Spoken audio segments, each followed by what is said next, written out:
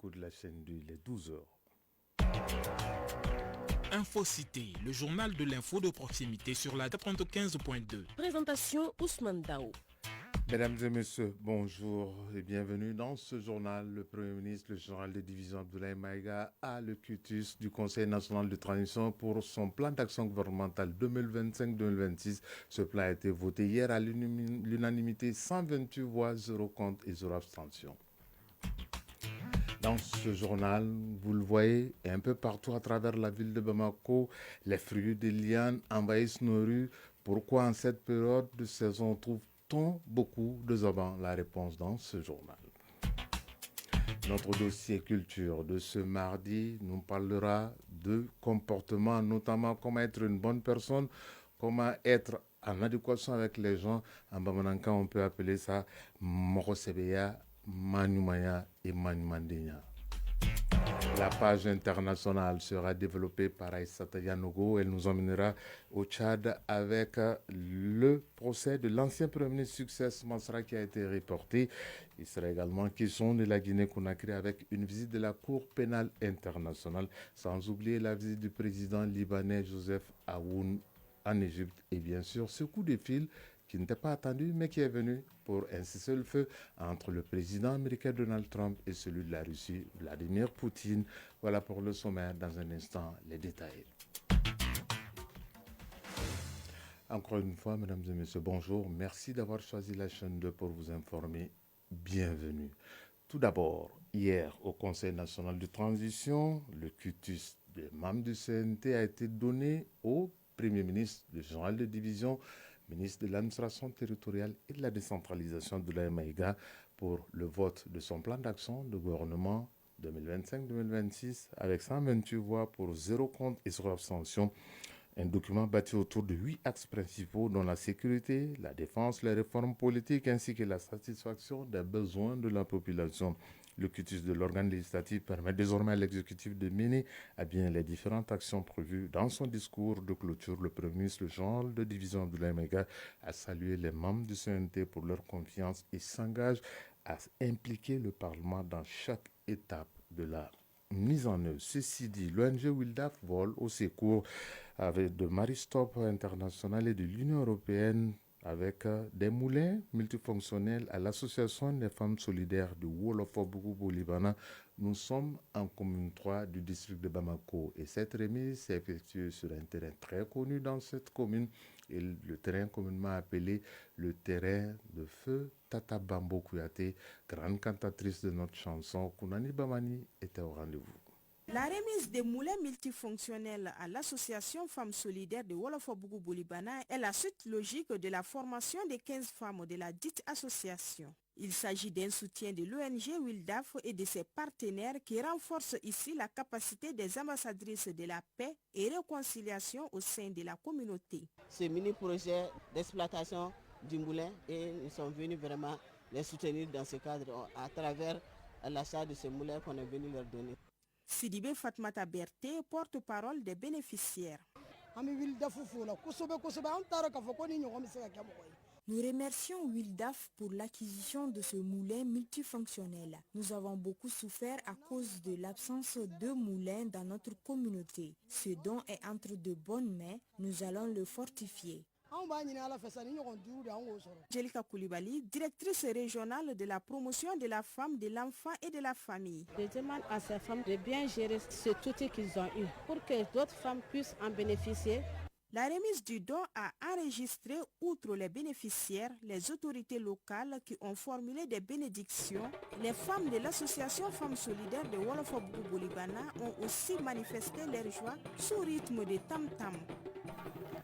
Elle a esquissé aussi quelques pas de danse qu'on a dit Bamani, mais on ne va pas quitter totalement les femmes puisqu'on va parler d'un produit très prisé par les femmes. Certains l'utilisent avec souvent du sel, d'autres avec ce que vous appelez familièrement cube mangi. Il s'agit des fruits, des lianes communément appelés zaban. D'autres préfèrent même sucré. Et pourquoi cette pratique chez les femmes? En tout cas, elles peuvent aussi se mettre de l'eau dans la bouche de beaucoup de femmes puisque en cette période, on trouve beaucoup de fruits de lianes un peu partout à travers la capitale Bamako. Tanavet Sangaré Elle en a mangé, elle nous en explique. De la liane de Gone, ou zaban en langue bambara, en abondance sur les marchés à Bamako. Il s'agit là d'un fruit qui fait généralement son apparition au début de l'hivernage. Nous sommes à Faladje, en commune 6 du district de Bamako. Kadiatou Diallo, vendeuse.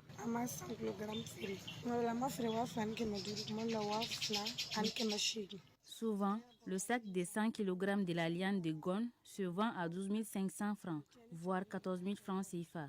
Il y a beaucoup de pertes en achetant un sac entier puisque dans le sac entier, il y a des pourris, des non-mûrs et beaucoup d'autres. Les clients sont attirés par ceux qui sont en très bon état. De ce fait, je préfère en vendre en détail. Saran Koulibaly fait la même activité.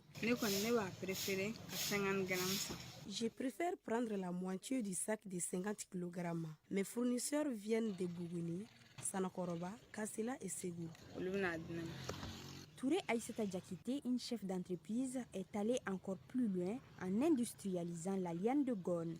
En effet, il y a quelques années, elle a lancé Zaban Holding, une gamme de jus de fruits 100% naturels. Le Zaban est un produit forestier non liné que nous transformons au Mali en produisant des jus, des bonbons, des confitures, des tisanes. Le Mali est l'un des pays premiers producteurs même de ce fruit, le Sénégal, où le Zaban est beaucoup apprécié, qu'on appelle MAD, ainsi que la Mauritanie. Le Burkina produit aussi beaucoup de Zaban. On en trouve un tout petit peu au Niger et beaucoup d'autres variétés de Zaban. Dans d'autres pays, par exemple la Côte d'Ivoire, on va appeler ça Kokota. Même au Congo, ils en ont, mais les goûts diffèrent un tout petit peu. Leur variété va être un peu plus aigre que celui du Mali. Moussa Koulibaly, gardien de maison. Je la consomme avec un mélange de sucre, de sel, souvent le tout associé avec du piment, ou bien en confiture qu'on appelle communément en langue bambara Zaban Bomboni. Ramata Sissé, amatrice de la liane de Gone. J'adore son goût aigre et la chair tendre qui se trouve dans la coque. Massaran Koulibaly, ménagère. Mon mari aime le jus de la liane de Gone. Chaque soir, il boit une bouteille de 1,5 litres et une autre au petit matin. Bonkana Maïga, nutritionniste.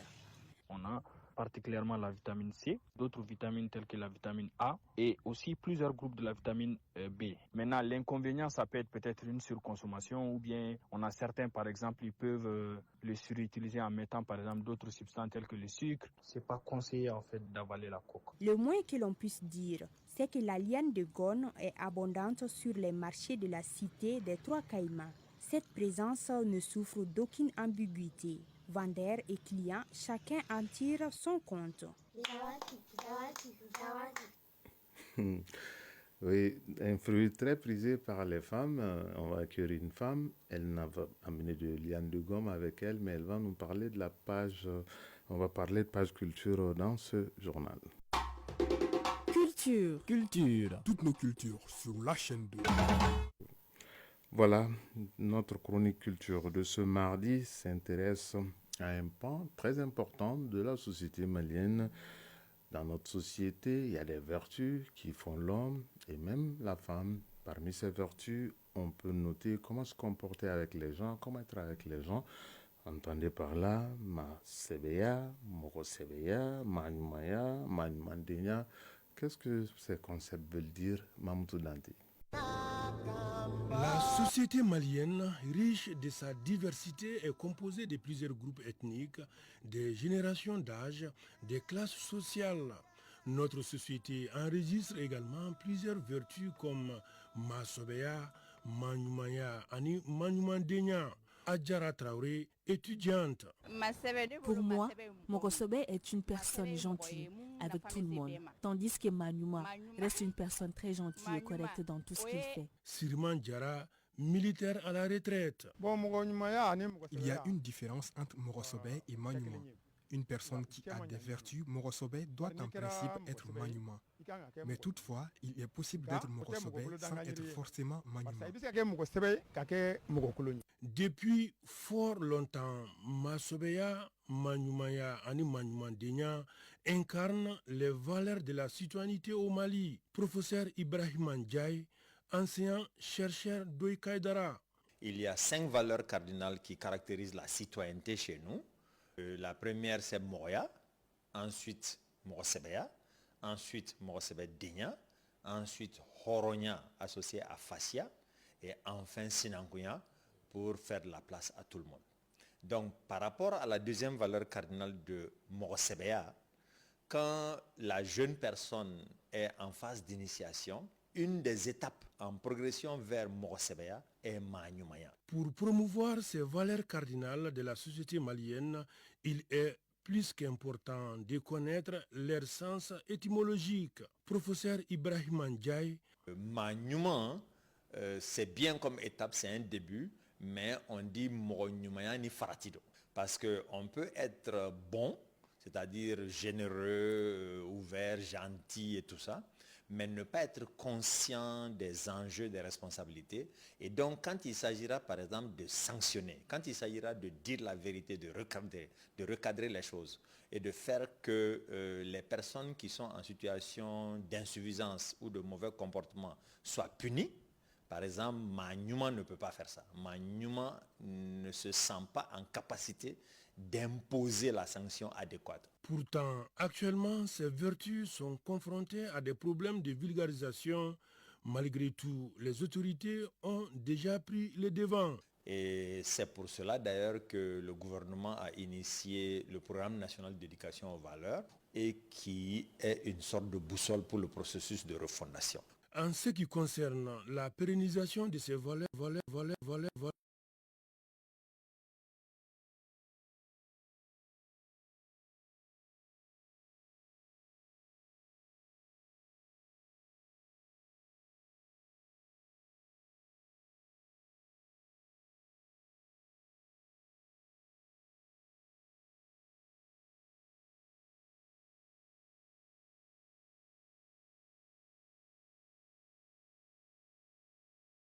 toutes nos langues. Ça, c'est très important. Malheureusement, on n'a pas suffisamment de coordination avec la base. Tout ce qui se passe au niveau des collectivités, notamment au niveau des villages, en termes d'enseignement traditionnel, n'est pas systématiquement intégré à ces efforts-là et c'est là où le bas blesse. Une chose est claire, il serait véritablement difficile aujourd'hui d'évoluer correctement dans une société équilibrée sans ces valeurs cardinales. Sans nos valeurs, sans la culture, nous ne pourrons pas atteindre nos objectifs. Ça, c'est déjà clair et c'est un acquis. Maintenant, c'est soutenir l'effort dans la durée qui est problématique. On affirme donc qu'on retrouve au Mali jusqu'à présent Masobeya, Manyumaya et Manyumandenya. À nous de les sauvegarder pour un Mali fort et uni dans son ensemble. À présent, le tour d'horizon de l'actualité internationale. Ce tour sera développé par Aïssata Yanogo. Bonjour et bienvenue. Bonjour Ousmane Dao. Tout d'abord, direction de la Guinée-Conakry, une délégation de la Cour pénale internationale est actuellement en visite. Comme chaque année, la CPI accompagne les autorités dans l'organisation du procès du 28 septembre. Un procès marqué en 2009 par le massacre de plus de 150 personnes et le viol d'une centaine de femmes dans le stade de Conakry sous le régime du capitaine Moussa Dadis Camara. Condamné pour crime contre l'humanité, l'ex-président a récemment été gracié pour raison de santé par le général Mamadi Doumbouya, une décision qui donne un ton particulier à cette mission de la CPI, notamment pour les représentants des victimes. Toujours sur le continent, au Tchad, le procès de l'ancien Premier ministre Succès Masra a été reporté. La procédure judiciaire concernant Succès Masra, qui devait être entendue hier par les enquêteurs, a été remise à aujourd'hui. Ses avocats expliquent ne l'avoir pas pu l'assister. L'ex-chef du gouvernement et président du parti Les Transformateurs, en garde à vue depuis vendredi dernier, est accusé d'incitation à la haine et d'avoir provoqué le massacre de 42 éleveurs par des cultivateurs de sa région natale la semaine dernière. Ousmane Dao, le président libanais Joseph Aoun, reçu au cœur par le président égyptien Abdel Fattah el-Sisi. Oui, tout à fait. C'est dans le cadre d'une visite officielle visant à renforcer les relations entre le Liban et les pays arabes après plusieurs années de tensions diplomatiques. Cette rencontre marque une étape importante pour le nouveau président libanais et son gouvernement qui cherche à rétablir les liens solides avec le monde arabe, en particulier avec les pays du Golfe. En Europe, pour terminer, coup de fil entre le président américain et celui de la Russie pour un cessez-le-feu. Un coup de fil que le président russe Vladimir Poutine a qualifié d'instructif et d'utile selon toujours le président américain.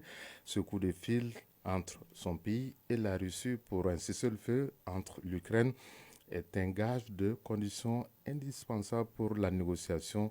Les conditions de cet accord seront négociées entre les deux parties comme il se doit car elles connaissent les détails d'une négociation que personne d'autre ne connaît. Dans un instant, la couleur du temps.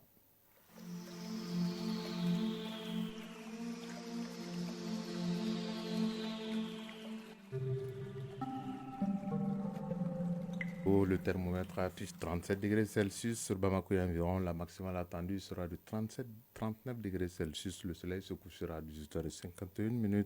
C'est donc tout pour cette session d'information qui vous a été présentée par Ousmane Daou. Réalisation Fatoumata Togola Assitan Diakité. Mise en onde Malik Kansa et Fatoumata Diallo. Coordination Sirou Traoré, Jefa Diara. Prochain rendez-vous avec l'actualité, c'est à 18h. Mais d'ici là, dans un instant, toute l'équipe sportive de la chaîne 2 sera là pour vous donner toutes les informations sportives. Si vous êtes à table, bon appétit. Si vous avez fini de manger, bonne digestion. La mise en ligne a été assurée par Amadisso. Chacun de nous ne peut être une étoile, mais tâchons de briller pour éclairer là où nous sommes. Au revoir et à très bientôt.